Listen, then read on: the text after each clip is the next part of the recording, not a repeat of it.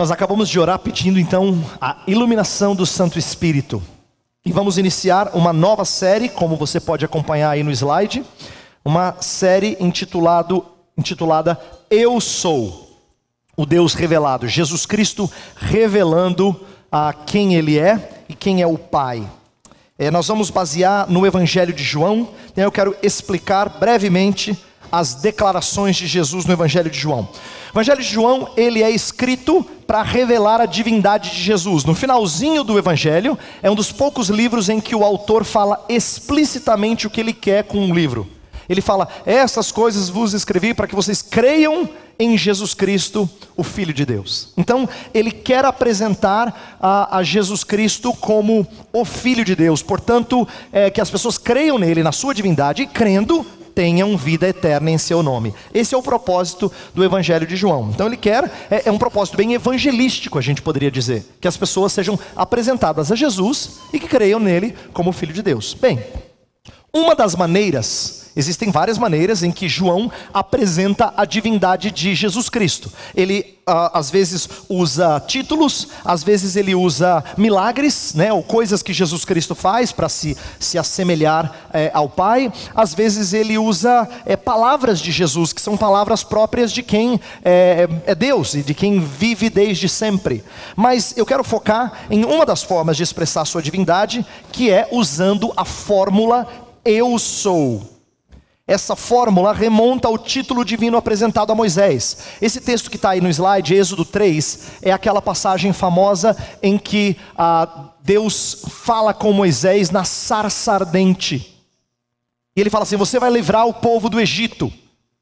Lembra, Moisés é o libertador que é chamado por Deus para ir para o Egito e tirar o povo cativo lá do controle de Faraó. E aí, depois de Deus falar para Moisés o que ele tem que fazer, ele diz assim: tá bom, Deus, mas como é que eu te apresento? Eu vou em nome de quem? E aí Deus fala assim: fala que o Eu Sou te enviou. Então Deus se apresenta como aquele que é. Ele não veio a ser, ele não recebeu, ele não é derivado de nada, ele é autossuficiente. A gente tem vida, ele é vida. A gente recebe o pão, ele é pão. A gente é iluminado, ele é luz, e assim por diante. Então, ele é autossuficiente, ele não depende de nada. E essa história é uma história que marcou Israel. Então, todo mundo sabia que o título Eu Sou era um título divino. O que João faz? Ele usa esse título várias vezes no seu evangelho. Inclusive, das várias vezes, 7 delas, ele utiliza com metáforas para revelar diferentes provisões que Jesus Cristo traz como Deus, tá? Então, dessas 7, pastor Jailson e eu escolhemos falar de 4 delas. Então a nossa série, que vai durar o mês de junho todo, terá hoje o pão da vida. É uma metáfora, estamos falando de algo que ele não é literalmente coisa feita de trigo, mas ele alimenta. Então nós vamos falar sobre isso. Próximo domingo o pastor Jailson então vai falar: eu sou a luz do mundo, eu sou o bom pastor, e ele vai terminar com eu sou a videira verdadeira. Então essas 4 ocorrências eu creio que serão suficientes para a gente entender o propósito de João nesse evangelho, quando ele apresenta Jesus como Filho de Deus, tá? E assim revelando a riqueza das suas provisões. Bem, dito isso como introdução, então eu quero agora que nós leiamos a passagem de hoje. Eu peço que você abra a sua Bíblia em João capítulo 6, eu vou ler dos versos 22 até o verso 35. João 6, verso 22 até o verso 35. Diz assim a palavra do Senhor: no dia seguinte, a multidão que tinha ficado no outro lado do mar percebeu que apenas um barco estivera ali e que Jesus não havia entrado nele com os seus discípulos, mas que eles tinham partido sozinhos. Então alguns barcos de Tiberíades aproximaram-se do lugar onde o povo tinha comido o pão após o Senhor ter dado graças. Quando a multidão percebeu que nem Jesus nem os discípulos estavam ali, entrou nos barcos e foi para Cafarnaum em busca de Jesus. Quando o encontraram do outro lado do mar, perguntaram-lhe: Mestre, quando chegaste aqui? Jesus respondeu: a verdade é que vocês estão me procurando, não porque viram os sinais milagrosos, mas porque comeram os pães e ficaram satisfeitos. Não trabalhem pela comida que se estraga, mas pela comida que permanece para a vida eterna, a qual o Filho do Homem lhes dará. Deus o Pai nele colocou o seu selo de aprovação. Então lhe perguntaram: o que precisamos fazer para realizar as obras que Deus requer? Jesus respondeu: a obra de Deus é esta, crer naquele que ele enviou. Então lhe perguntaram: que sinal milagroso mostrarás para que o vejamos e creiamos em ti? Que farás? Os nossos antepassados comeram maná no deserto, como está escrito, ele lhes deu a comer pão dos céus. Declarou Jesus: digo-lhes a verdade, não foi Moisés quem lhes deu o pão do céu, mas é meu Pai quem lhes dá o verdadeiro pão do céu. Pois o pão de Deus é aquele que desceu do céu e dá vida ao mundo. Disseram eles: Senhor, dá-nos sempre desse pão. Então Jesus declarou: eu sou o pão da vida. Aquele que vem a mim nunca terá fome. Aquele que crê em mim nunca terá sede.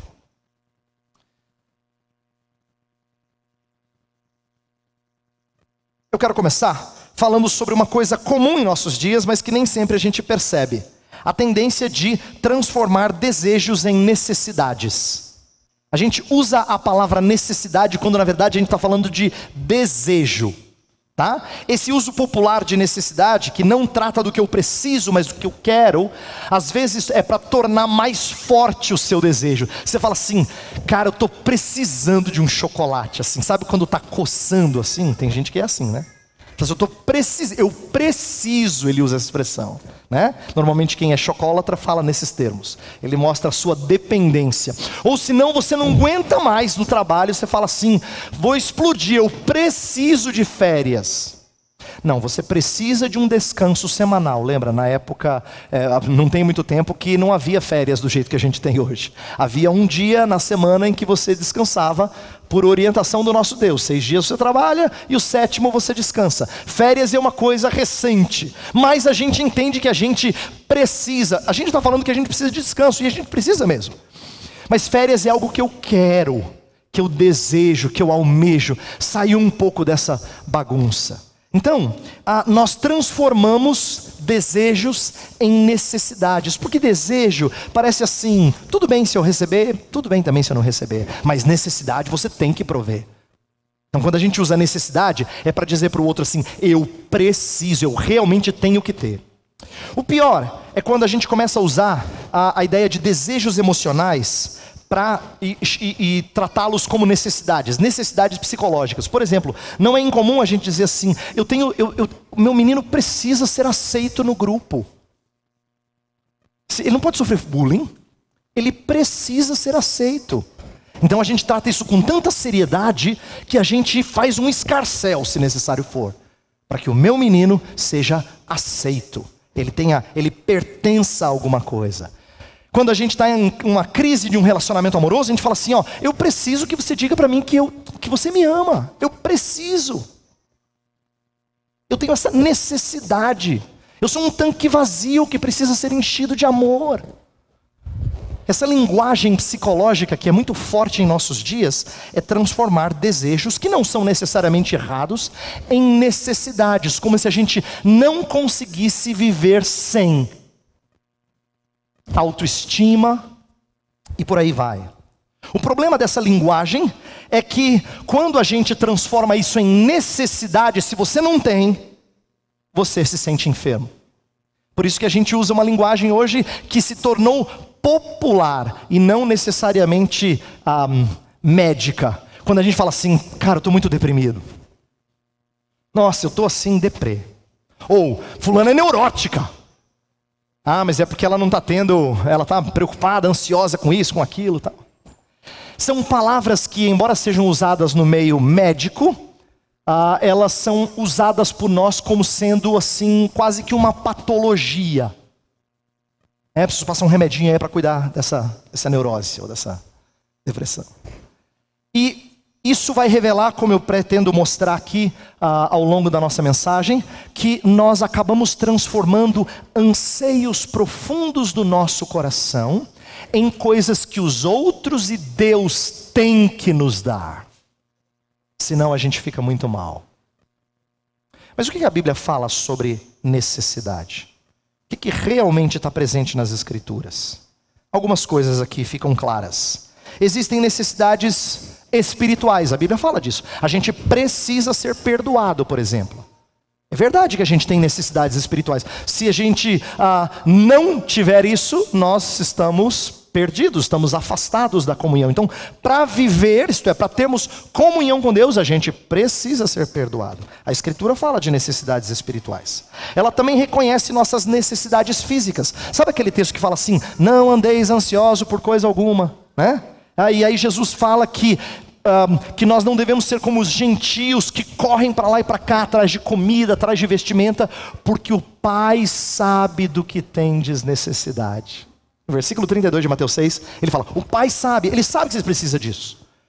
Ali em Mateus, Jesus não está falando sobre uma coisa fútil, do tipo assim, eu queria uma coisa nova. Não é uma coisa supérflua, está falando de coisas necessárias, como comida e vestimenta. O Pai sabe que vocês precisam disso. Mas a parte bíblica que surpreende muita gente, é que a Bíblia ensina que a gente sobrevive carências físicas e psicológicas.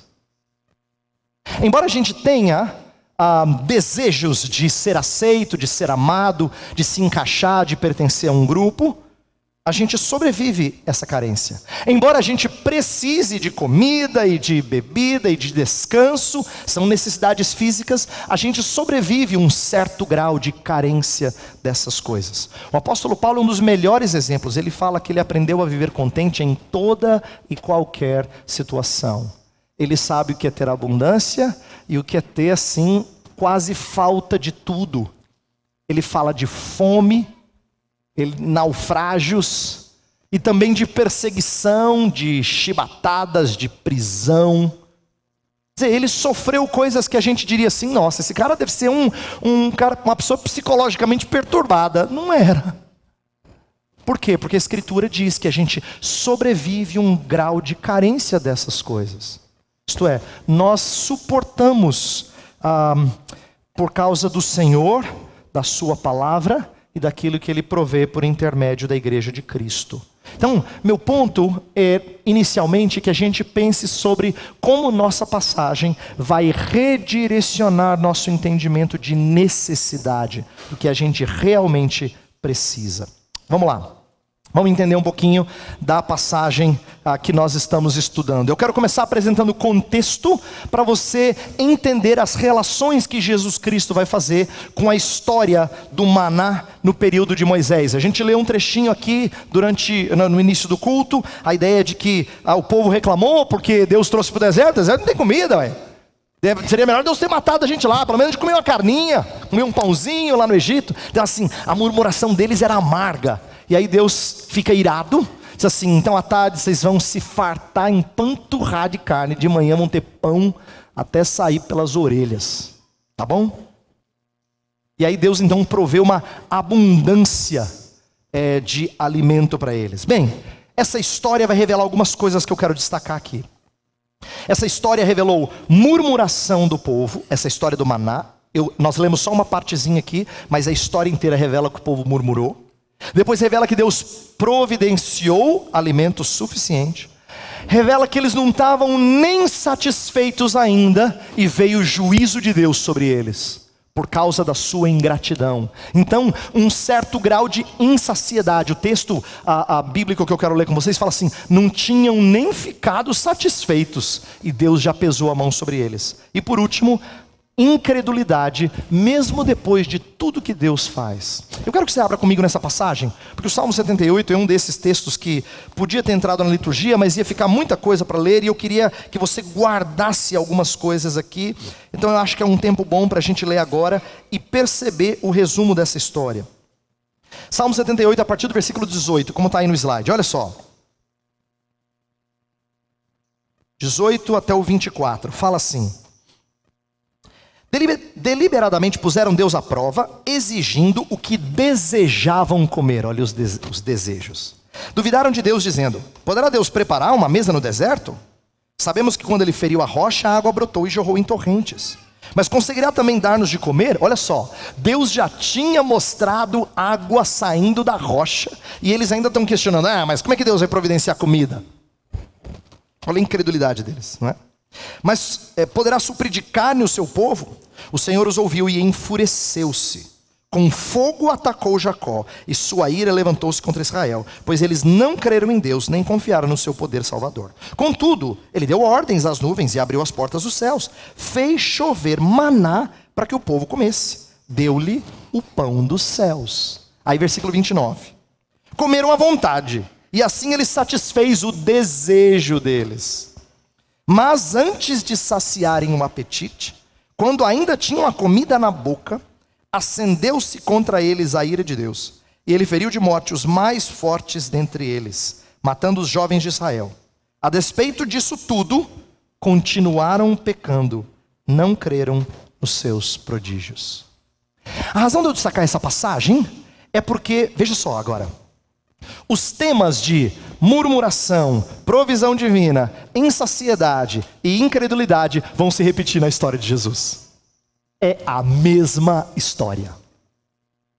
Embora milênios depois, a mesma coisa. Um povo que reclama, Jesus Cristo provê alimento, mas eles não se sentem satisfeitos, eles querem mais sinais, mais sinais. E mesmo com tudo que Jesus Cristo mostra e fala, eles não creem, a despeito dos sinais se repetindo em nossa história. Tudo isso se repete em nossa história em João. Então, o que eu quero mostrar aqui é que Jesus Cristo vai lidar com a maior parte dos que estão lá no povo, do mesmo jeito que Deus lidou com o povo em relação ao maná no deserto. Bem, então entremos na nossa passagem para a gente entender algumas coisas. O que acontece logo antes do texto que eu li? A multiplicação dos pães, tá? E quando Deus mostra o seu poder, quando Jesus Cristo revela o seu poder, é para que eles vissem que Jesus é igual ao Pai.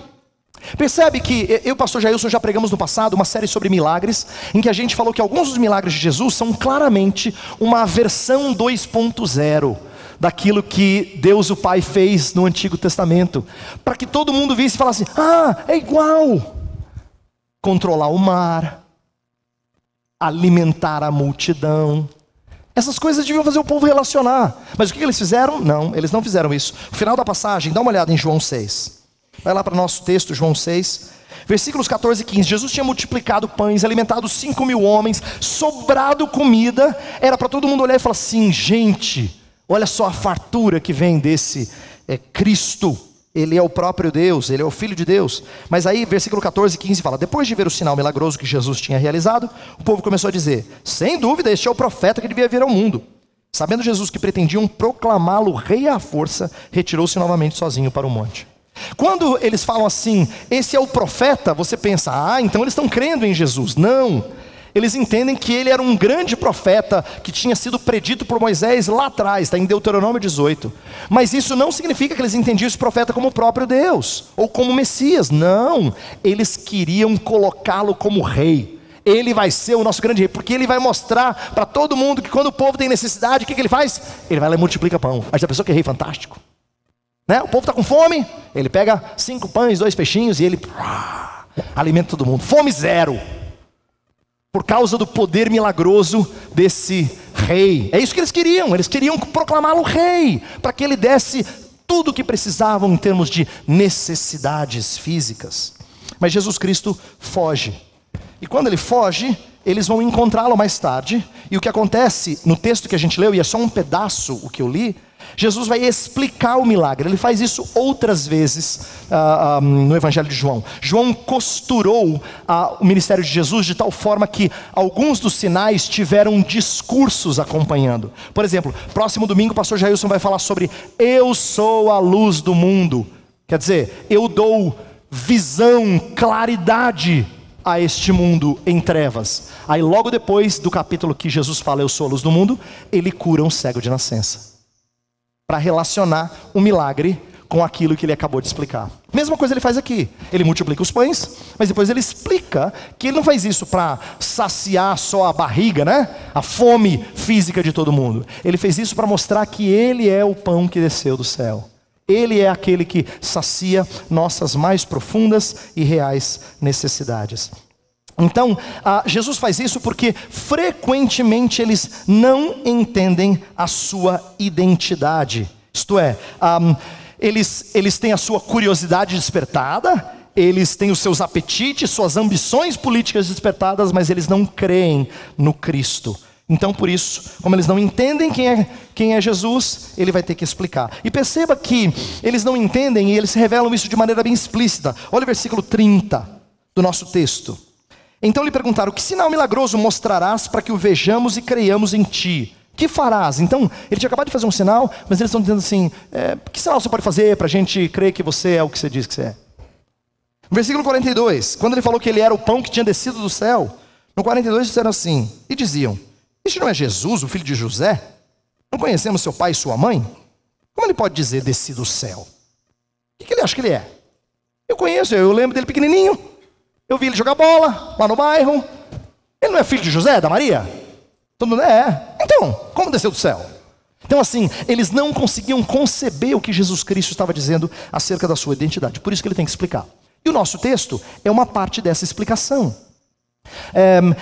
Isso foi proferido numa sinagoga, diz o finalzinho do capítulo 6. Então existe algum momento aqui, a gente não sabe ao certo, provavelmente a partir do versículo 27, em que Jesus está numa sinagoga, falando, discursando para eles sobre o que tinha acabado de acontecer.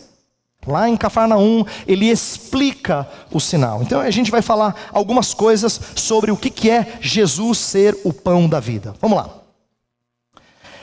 Primeiro, no começo do nosso texto, algo extraordinário acontece. Jesus faz um milagre, mas ele não dá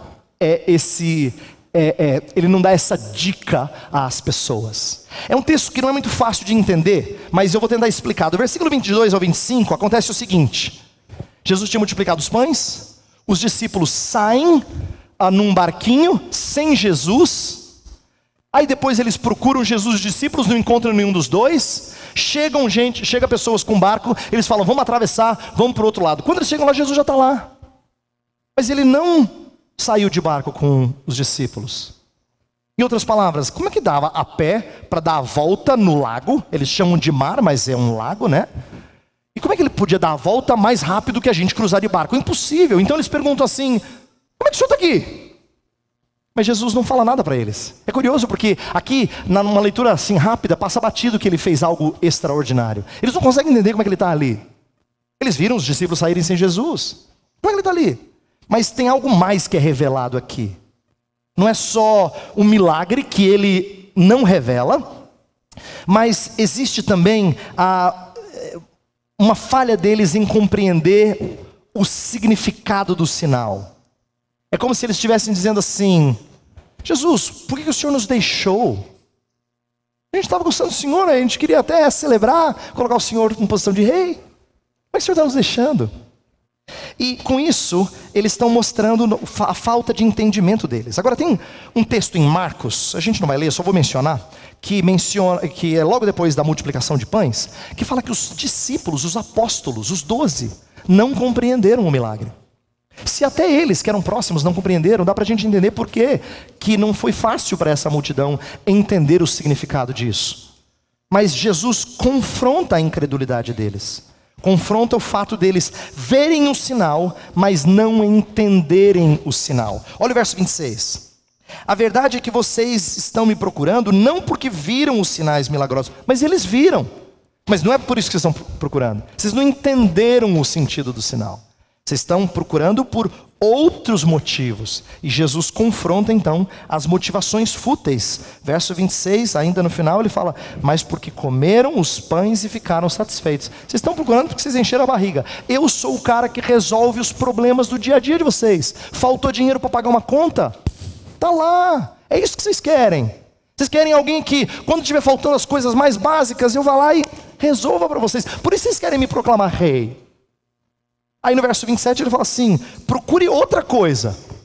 Olha o verso 27. Não trabalhem pela comida que se estraga, mas pela comida que permanece para a vida eterna, a qual o Filho do Homem lhes dará. Jesus não está falando que é errado trabalhar para ter o pão de cada dia. É claro que a Bíblia aprova isso. A Bíblia fala que digno é o trabalhador do seu salário. Ela fala para a gente orar pelo pão nosso de cada dia. Várias vezes ela honra o trabalho e aquilo que nós obtemos através do trabalho. Mas aqui Jesus Cristo está confrontando a busca deles por Jesus como o solucionador dos problemas horizontais apenas, tá? Aquele que vai trazer céu na terra. Ele vai trazer uma política que dá certo, que não tem corrupção, que todo mundo tem tudo que precisa e quer, precisa, né? Precisa e quer, entendeu? Jesus é perfeito para os desejos deles. Ele é perfeito. E por isso que Jesus repreende essa atitude deles. Só que a partir do versículo 28 em diante, a gente percebe que Jesus Cristo vai progredir ao se mostrar mais do que eles enxergavam nele. Eles enxergavam em Jesus um mestre. Versículo 25 eles perguntam: mestre, quando chegaste aqui? No verso 28, quando Jesus falou assim, vocês deviam procurar, versículo 27 ele fala assim, não trabalhem pela comida que se estraga, mas pela comida que permanece. Aí no versículo 28 eles falam assim, o que precisamos fazer para realizar as obras que Deus requer? Eles estão fazendo um jogo de palavras, o mesmo verbo no grego é usado. É como se Jesus dissesse assim, não busque coisas passageiras. Aí eles falaram, ok, então o que a gente deve buscar? Eles estão usando o mesmo termo para dizer assim, então nos ensine. Então eles viam a Jesus Cristo como mestre. Mas isso só não basta. Isso só não basta.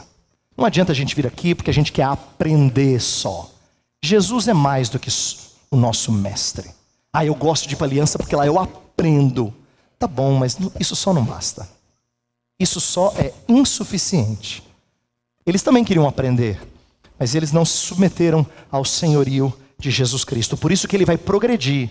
De mestre, ele agora se apresenta como Messias. No versículo no 29, fala que a obra de Deus é essa, crer naquele que ele enviou. Eu sou o enviado, o ungido de Deus.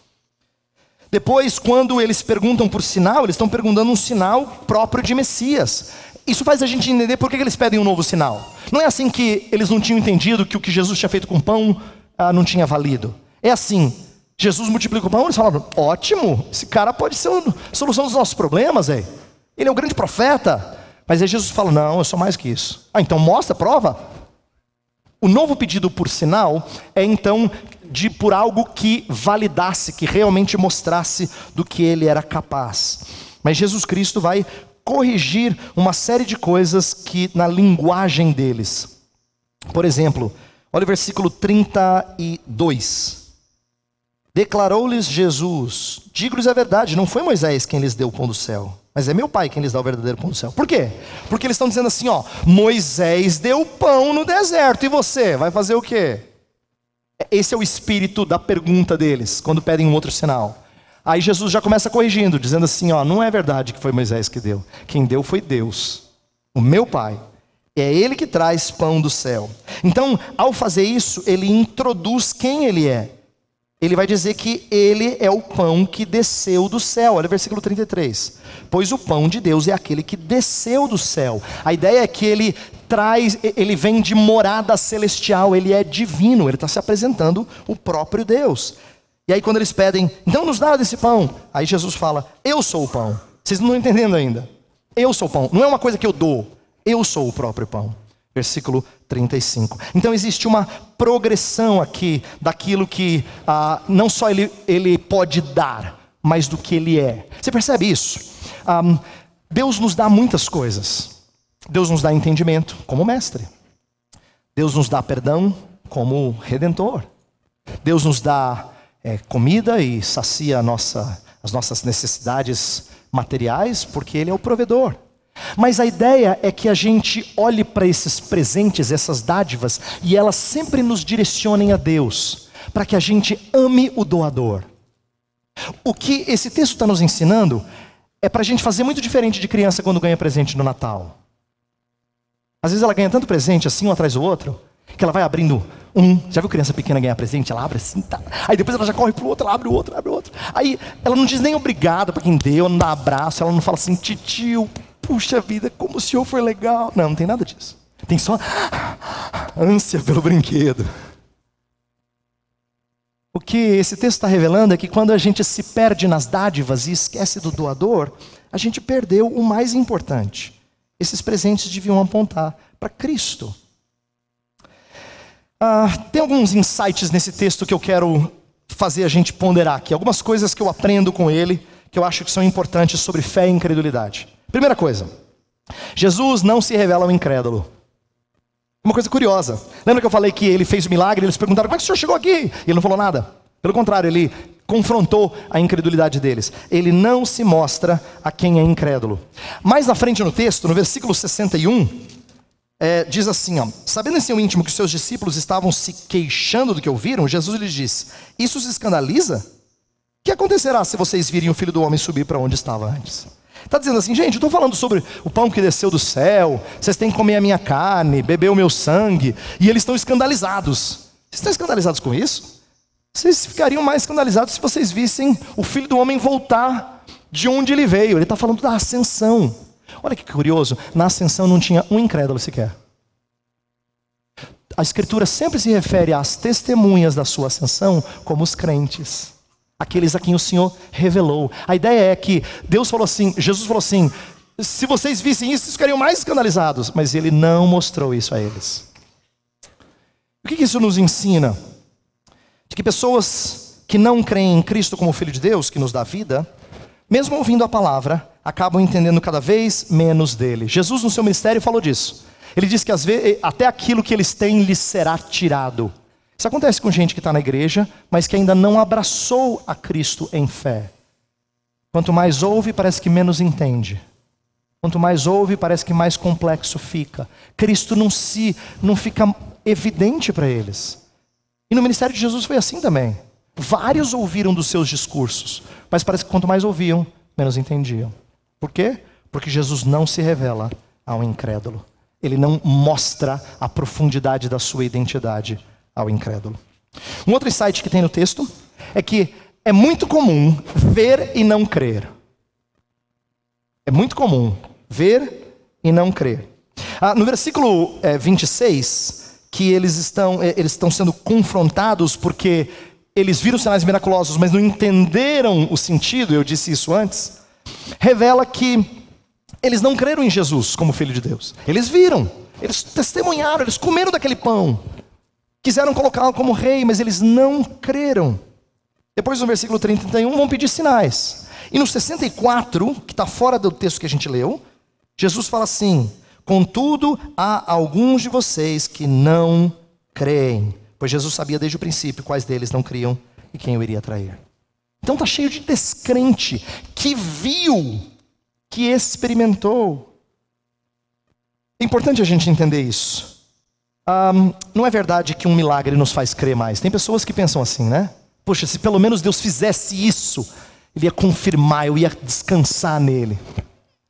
Mas o livro de João está repleto de exemplos de pessoas que viram sinais e não creram. No capítulo 2, eles viram sinais, não creram. No capítulo 9, o capítulo 9 é fantástico. É o cego de nascença que foi curado.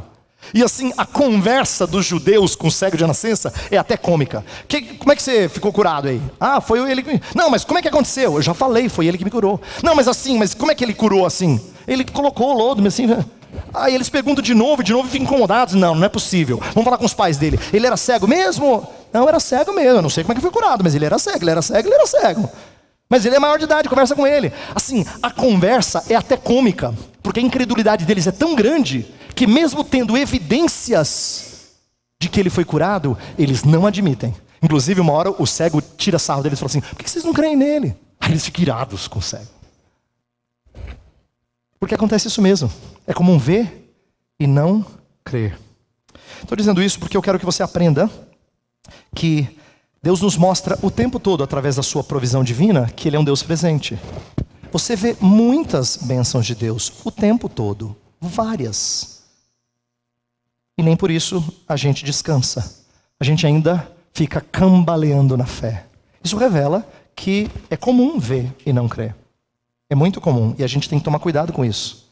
Para que a gente não descanse em mais uma bênção. Para que a gente fique firme no Senhor.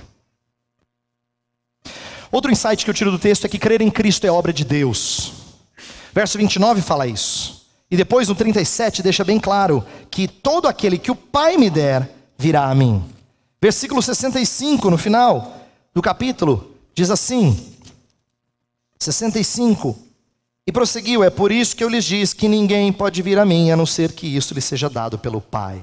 A ideia é que Deus é que capacita as pessoas a virem até Ele. Se a gente tem lutado com incredulidade, se você tem lutado com incredulidade ou com desânimo na fé, eu quero que você entenda que você não vai resolver isso primeiro e depois você vai participar da igreja bem firme. Não funciona assim. Se você está incrédulo, você tem que se aproximar dele. Se você está fraquejando na fé, você tem que se aproximar dele. Porque ele é o único que pode curar a sua incredulidade ou seu desânimo na fé. A gente não resolve isso e depois vem até ele para servi-lo. A gente vem até ele e diz: eu não consigo descansar. Ajuda-me na minha falta de fé. Outro insight: pedir sem discernimento é falta de fé. Você viu que no finalzinho do nosso texto, que eu li com vocês, fala assim: eu sou o pão que desceu do céu, que dá vida ao mundo. Aí eles falam no verso 34, então nos dá esse pão, a gente quer comer e nunca mais ter fome. Esse pedido é parecido com o da mulher samaritana. Quando Jesus falou assim, que se você soubesse quem é que te pede água, você pediria, ele te daria água viva, você nunca mais ia ter sede. Ela falou: eu quero essa água. Mas os dois revelam um pedido sem discernimento. A verdade é que a mulher mais tarde entendeu quem era Jesus. O texto dá evidências de que ela entendeu isso. No entanto, é um pedido sem discernimento. Eles pedem o que não entendem. E sabe o que isso me ensina? Que as nossas orações, muitas vezes, revelam que nós não entendemos quem é Deus e o que Ele quer nos dar. Tiago fala que a gente pede e não recebe porque a gente pede mal. Isso revela incredulidade. Em que sentido? Incredulidade no sentido de não conhecer quem é Deus e o que Ele quer nos dar. É por isso que nossas orações muitas vezes são frágeis, são fúteis, são pedidos de criança que não sabem, pedem tolamente. Então, uma das coisas que a gente precisa crescer é aprender a ter discernimento sobre quem é Jesus, porque até isso afeta nossas orações, nossa vida de oração. Mas eu quero caminhar por fim, focando naquilo que eu comecei trabalhando, que é como é que nós temos que rever nossas necessidades. Edward Welch, num artigo muito legal, ele fala que necessidades, por vezes, são um eufemismo para paixões e idolatria. É um eufemismo para paixões e idolatria. É uma substituição, é bonitinho assim. É uma palavra aceitável para uma coisa feia. Nós temos nossos desejos profundos e a gente diz que a gente precisa, porque na verdade a gente idolatra. Nós somos perdidamente apaixonados por essas coisas. Eu quero que você entenda que muitas vezes você não tem tudo que você precisa, eu não tenho tudo que eu preciso, porque passar por privações é Deus nos ensinar que Ele é tudo que nós precisamos para viver. Mas a gente tem dificuldade disso, de entender isso. A gente tem dificuldade de entender isso, mas Ele quer mostrar que quando você parece perder muita coisa, Ele vai revelar para você que Ele é tudo que você precisa. Eu coloquei no final do slide aqui: Cristo se torna tudo o que eu preciso quando Ele é tudo o que eu tenho. No final do nosso texto tem uma das passagens mais lindas dessa história. Diz que muitos discípulos já não andavam mais com Jesus. Depois desse discurso difícil, alguns discípulos, seguidores de Jesus mesmo, gente que estava com Ele o tempo todo, foram embora. Aí Jesus se volta para os 12, para os apóstolos, fala assim: vocês querem sair também? Aí Pedro acerta, essa hora ele acerta. Tem hora que ele dá a bola fora, mas nessa ele acertou. Ele falou assim: Senhor, para onde nós iremos? Tu tens as palavras de vida eterna. E nós temos visto e crido que o Senhor é o Filho de Deus. Sabe o que ele está dizendo ali? Todo mundo foi embora. Aquela multidão que estava empolgada com Jesus, todo mundo foi embora. Eles perderam os seguidores assim, num discurso. E ficou o quê? Ficou Jesus. E aí quando Jesus perguntou para ele: então, você vai sair também? Senhor, o Senhor é tudo que eu preciso. Cristo se torna tudo o que você precisa quando Ele é tudo o que você tem. Às vezes Deus tira coisa da gente para a gente aprender que nós precisamos só dele. Dele e dele somente. Eu termino com 3 aplicações rápidas. Primeira, ignorância e incredulidade acerca do que Jesus nos dá é problema de discípulo também. Isto é, não conhecer a identidade de Jesus e não crer em Jesus como Filho de Deus não é problema só de quem está fora da igreja. É problema de quem segue a Jesus também. Quando eu digo segue a Jesus, não estou falando se é crente ou não é crente, no sentido de convertido. Estou falando assim, ele é discípulo. A gente não consegue enxergar, não tem raio-x espiritual para saber quem de fato é do Senhor, quem não é. Mas a verdade é que o texto nosso, maior, fala que discípulos o abandonaram. Discípulos não entenderam dele. Falando de discípulo, não está falando só dos 12, está falando de quem seguia Jesus. Discípulo. Eles não entenderam Jesus, eles não creram em Jesus. Então esse é um problema de quem está na igreja. Por isso eu não quero que você pense assim que incredulidade é coisa de quem está fora. Ele é descrente, eu sou crente. João é um dos melhores livros da Bíblia para mostrar que às vezes a gente não tem fé saudável. João 2 fala que eles creram em Jesus, mas Jesus não se entregava a eles porque conhecia o coração. João 2, verso 24. Então, incredulidade é problema nosso também, de quem está na igreja, de quem nem sempre entende tudo o que Jesus Cristo é e o que é que Ele precisa nos dar. Segunda coisa, privação de variedade e provisão exata do maná aponta para a nossa dependência de Deus. O que eu quero dizer é o seguinte, a história do maná tinha algo a nos ensinar que é exatamente o que Jesus está tentando passar para essas pessoas aqui. Quando Jesus deu o maná, eles disseram assim, pô, todo dia. No começo é novidade, bonitinho, né? Acorda de manhã, tá lá o pãozinho, sim. As crianças falam, vamos pegar, pai, vamos pegar. E a criançada sai enchendo os potes, só pode encher um pote assim, ó. Devia ter sido uma novidade. A primeira semana foi muito legal. Depois você já comeu a primeira semana, aguentar 40 anos, querido, não é fácil. 40 anos, o mesmo pãozinho. Mas essa privação de variedade e a provisão exata, você só pegava do dia, você não podia pegar mais, porque estragava se você pegasse mais, é Deus ensinando para o povo, olha que didático, você precisa depender de mim. Por isso que eu amo o Salvador ter ensinado para a gente assim, o pão nosso de todo mês, não. O pão nosso de cada dia, dá-nos hoje. Ele está ensinando a gente a dizer assim, eu sou grato ao Senhor, porque hoje eu tenho.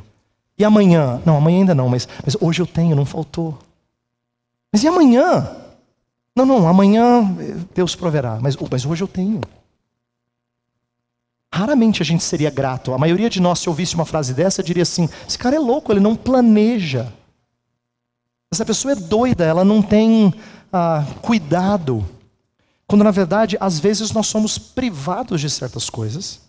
E Deus dá na conta para a gente ser lembrado da nossa dependência dele. Por último, se Cristo é quem nos sustenta, se Ele é o pão da vida, que nos dá vida eterna, apropriarmos-nos sempre desse pão. É a suma da vida cristã, é o resumo da vida cristã. O que eu quero dizer é o seguinte, Jesus Cristo não é o pão da vida que você come uma vez. Jesus Cristo é o pão da vida que você come todos os dias da sua vida.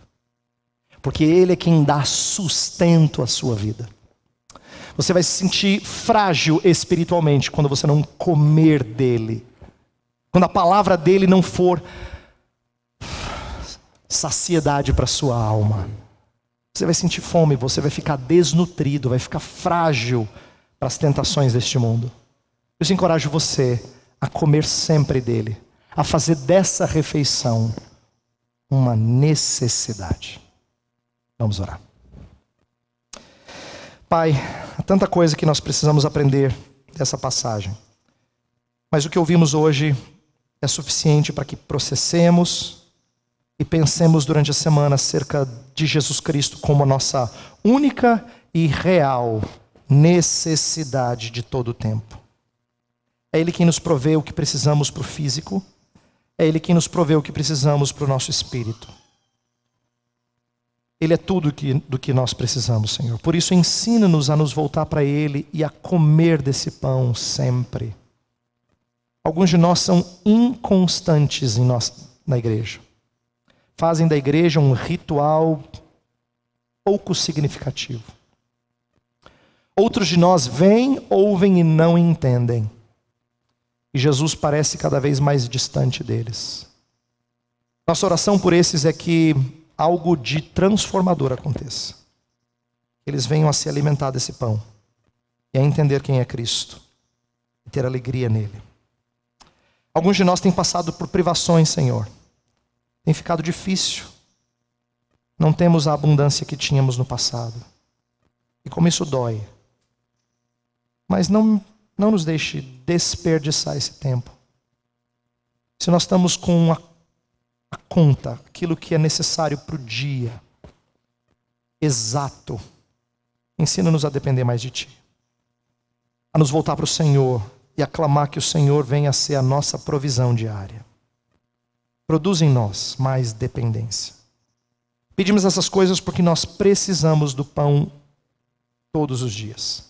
Tanto físico quanto espiritual. Então alimenta-nos, Senhor. Alimenta-nos através desta igreja. Alimenta-nos uns pelos outros.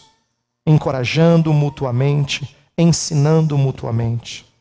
Faz com que sejamos instrumentos do Teu alimento na vida das pessoas. Essa é a nossa oração. Nós a fazemos em nome de Cristo, o pão da vida. Amém.